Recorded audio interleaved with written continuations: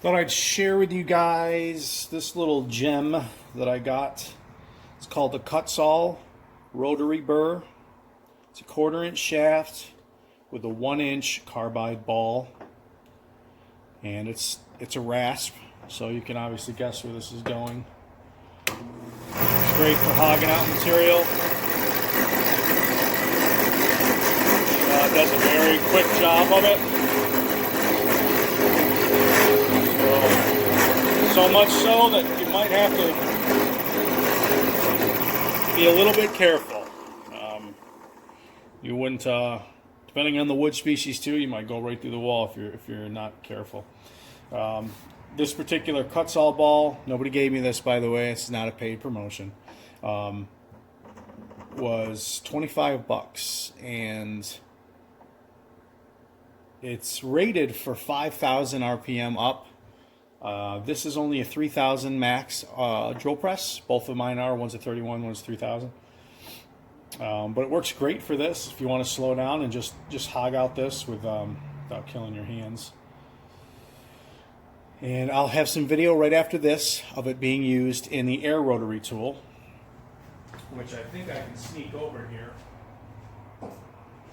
So $25 for the burr ball right here, and an $11 and change solution for using it at roughly 20,000 RPM. This paired with this is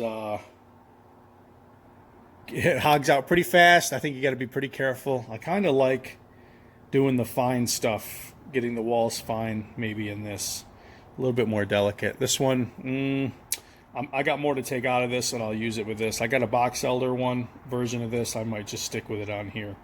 But a very cool, cheap solution to hogging these out, which is let's be honest, it's the biggest pain that we have when we do these. And, I know there's some purists who will throw their nose up at power tools. These rasp balls are pretty common practice now with the Sami in Scandinavia producing doji crafts, and they're not shy about it. They post pictures of them using them. They got a couple other ones I'd like to find, but this is the only one that I could get a hold of, so I don't care about that. Really a cheap solution for me to be able to carve cups for myself. And this is that maple one. Handle is still a little high, a little thick. It's going to be down a bit. But I'm going to hog out some more of this, get the walls thinner, and then start a drying process on it. And hopefully it'll do well. So that's it, guys. It's a little extra content. Thanks for hanging out.